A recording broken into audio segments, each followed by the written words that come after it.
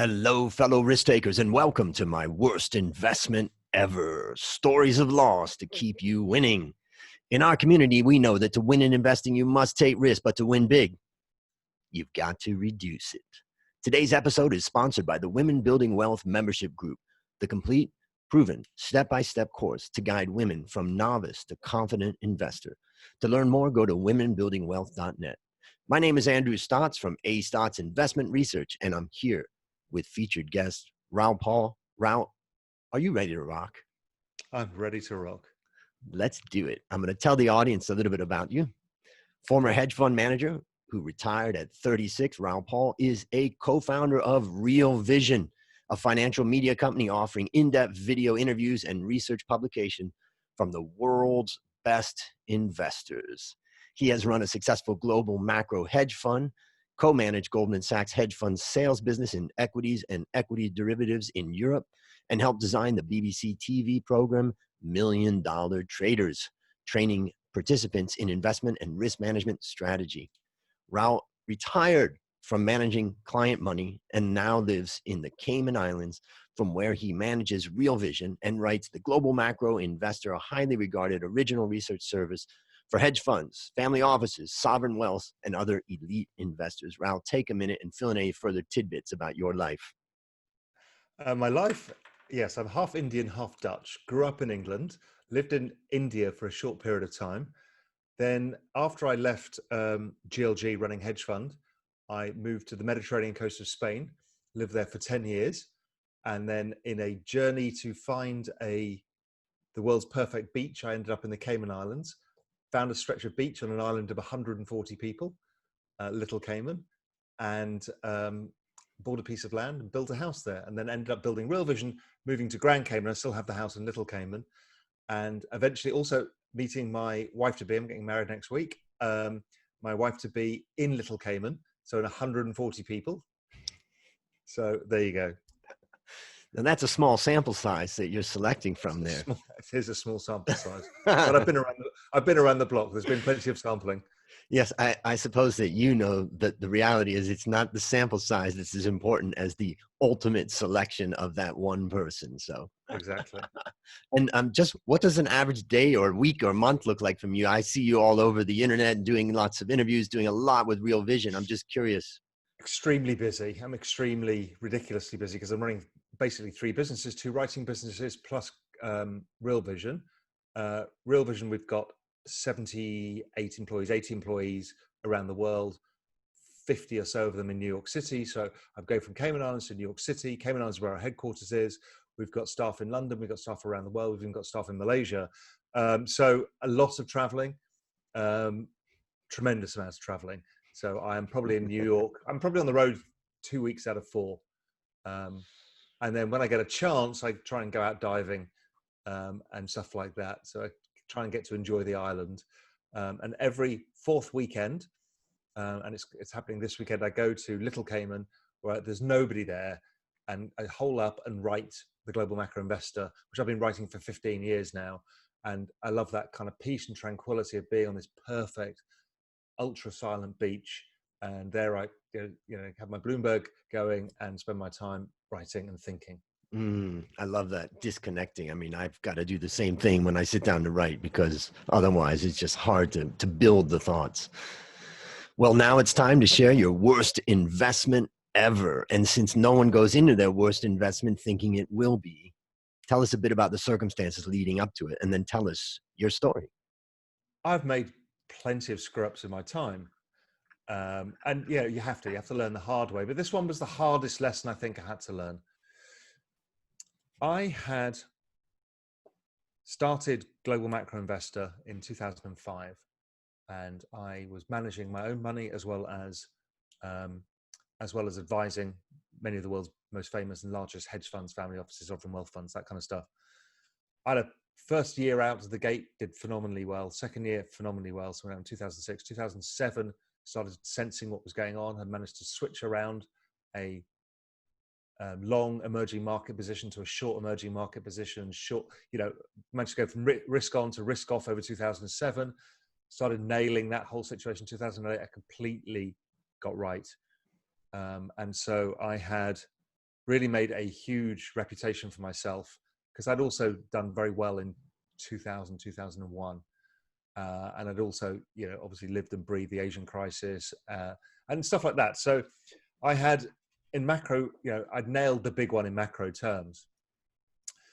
But 2009 came along, and I have a process by which I follow. And unlike most economists, I'm a business cycle economist. So I look at, most economists build a linear model of GDP, and it's ridiculous. Because actually, if you show a small child a chart of GDP, it goes up and down. It's cyclical. Almost no economic schools outside of Austrian economics, which I'm not particularly an Austrian, but general business cycle theory is what I look at. And I'm a markets applied economist, so I look at markets in conjunction with economies and look for the opportunities between that.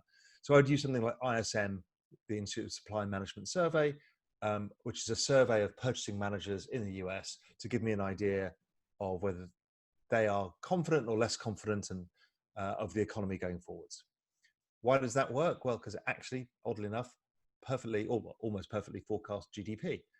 But when you look at that cycle, that up and down cycle, when you do things like look at the year-on-year rate of change of the S&P or oil or gold or copper or the Korean won or the Korean stock market or emerging markets, they're all the same.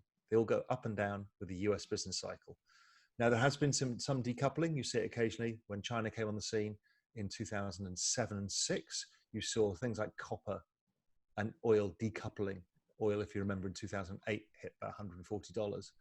And that was the decoupling from the Chinese excess demand. But generally speaking, the business cycle works well. So I have a framework from which I follow and analyze global economies.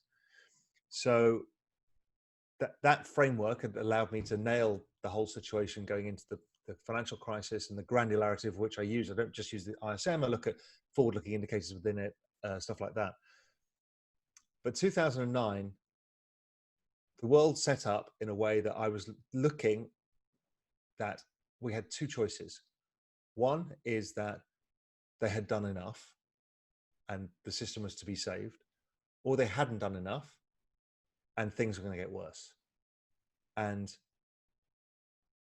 considering you'd had to take that bet several times over the last few years at that point, right? You'd had to take it at least twice in 2008, once in 2007, as the markets kind of weren't sure whether we're through the worst of it or not. You had to stand up and go, no, it's not done yet. But at this point, unlike the other times, I ignored my own framework. So my own framework was suggesting that ISM and the business cycle had probably bottomed. Not certainly, but probably. And my view was that there were other hurdles that may be there. And I was really, obviously, emotionally caught up with it, thinking that actually it was going to get worse and it was going to go lower.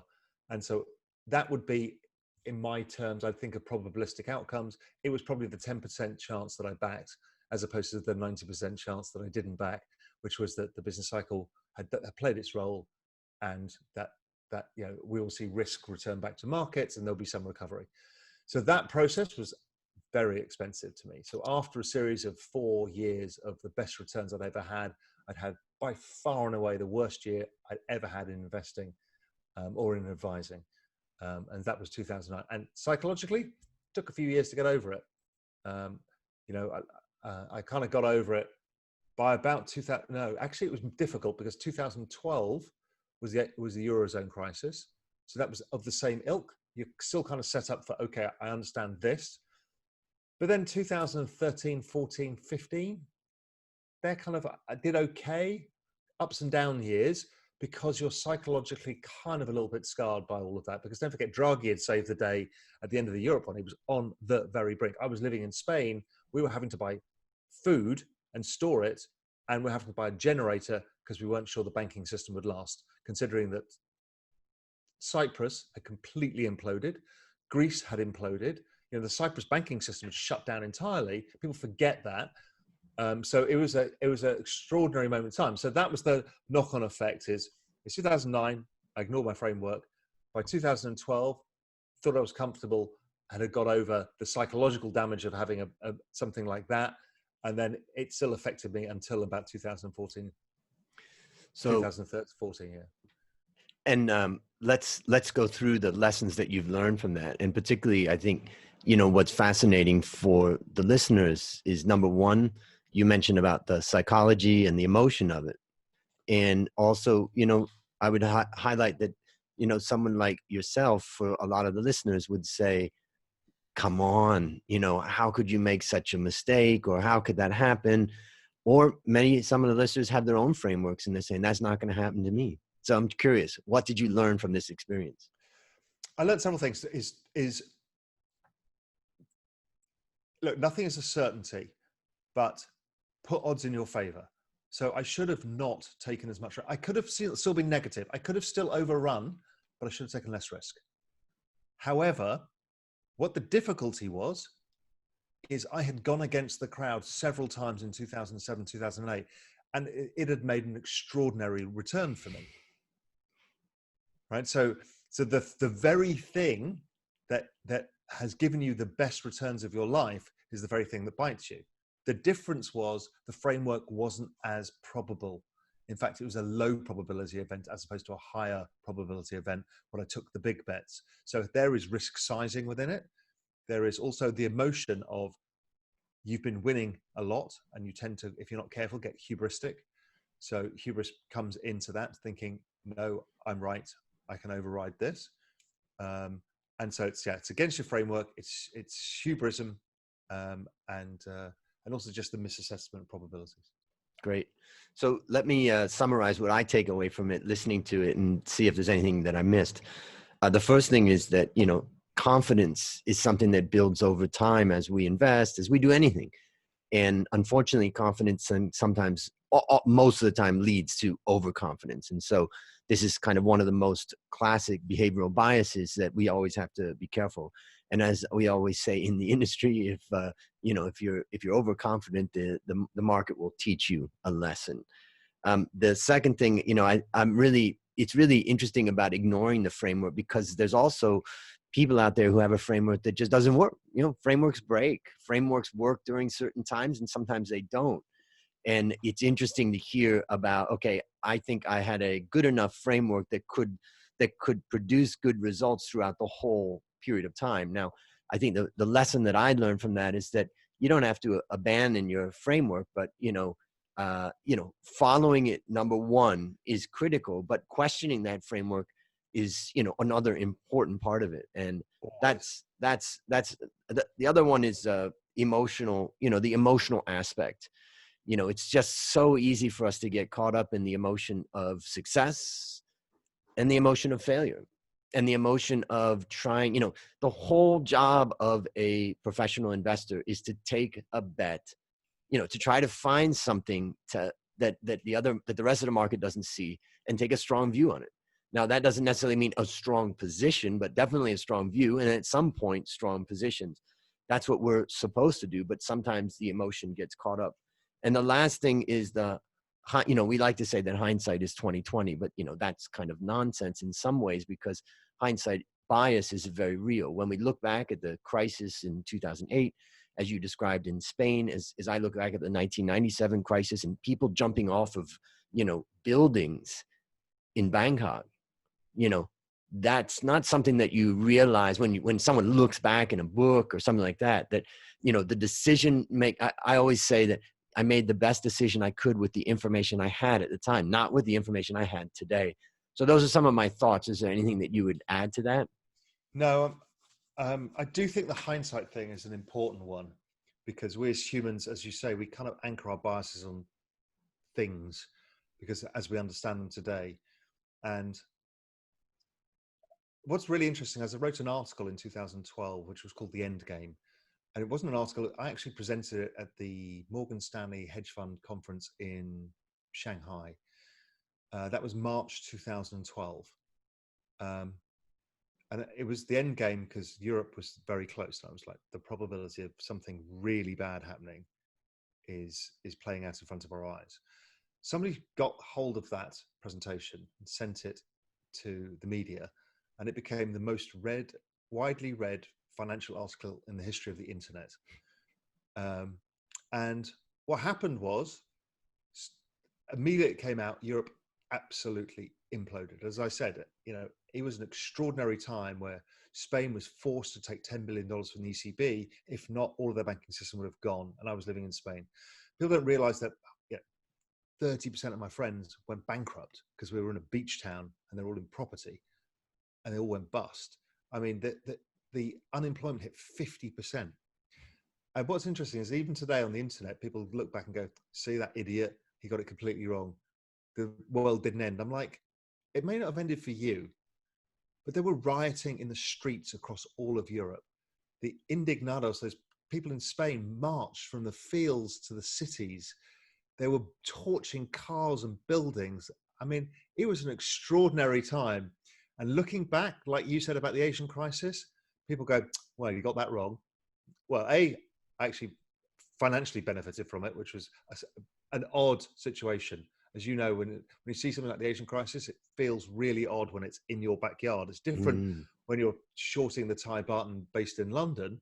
Very different when you're shorting your own market and you see the pain around you. So that was that whole thing, that hindsight thing. Yeah, it's very real. I mean, when the 97 crisis happened, I lost my job in 98, and we had started our business Coffee Works, my best friend and I, Dale, and we basically had to decide that, look, we have to move into the factory. The only way we can survive is to cut all costs down to the minimum, and we didn't know how long it would be. The economy the economy contracted by 11% in 1998 in Thailand. We were the epicenter of that, and it really did take about 3 or 4 years before people started spending again, companies started spending again. So the pain is very real, and that is very hard to put into a textbook or a history book about that. So I think hindsight is we can be very biased when we look back at it. All right, let's wrap this up by saying, based upon this story and what you continue to learn, what one action would you recommend our listeners take to avoid suffering the same fate?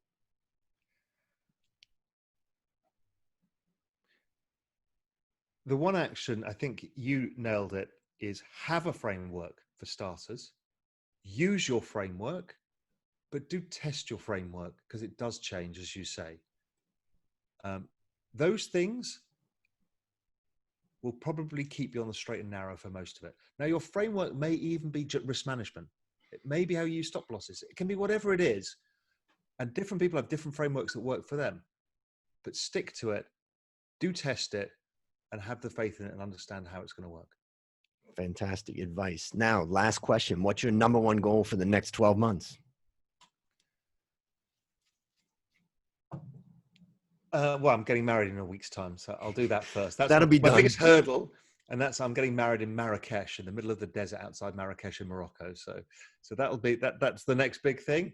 And really, for me, most of my life is currently tied up in Real Vision, and this incredible journey of creating the Netflix of finance and creating the world's best financial video content that's all about storytelling and engagement, and it makes finance interesting, unique, and is an amazing place for people to learn. So that whole journey is what I'm continuing with, and that's the hope for me is to continue the expansion rate that we've been seeing over the last 5 years. For the listeners out there that haven't gone to Real Vision, I highly recommend you do it. I'll put in links in the show notes, including some of the most interesting interviews that could really blow you away. With the amount of information that's being provided by Real Vision is really impressive. And it's a great tool and resource for all of us to, keep building our knowledge and understand what's going on. And just the concept, I love that tagline, the Netflix of finance. Very cool. All right, listeners, there you have it. Another story of loss to keep you winning. To find more stories like this, previous episodes, and resources to help you reduce your risk, visit myworstinvestmentever.com. As we end, Raoul, I want to thank you again for coming on the show. I know it's painful talking about our losers, but our listeners are learning to win as a result. And congratulations, you have taken your worst investment ever and turned it into a teaching tool that can help lots and lots of people. Do you have any parting words for the audience? Make mistakes. You only learn from making mistakes. You can hear me make mistakes, but you'll only really understand it when you make your own mistakes. So you can make your mistakes as long as you size your trades right. That's it. Great advice, listeners. And that's the second person out of more than 130 interviews that has said make mistakes. Just do it. A lot of people say, don't do this or do that. But only 2 people have said, yourself and one other, have said, do it. You're going to lose money, but you're going to learn from it. Yeah, exactly. And here we have the learning. Well, that's a wrap on another great story to help us create, grow, and most importantly, protect our wealth. Fellow risk takers, I'll see you on the upside.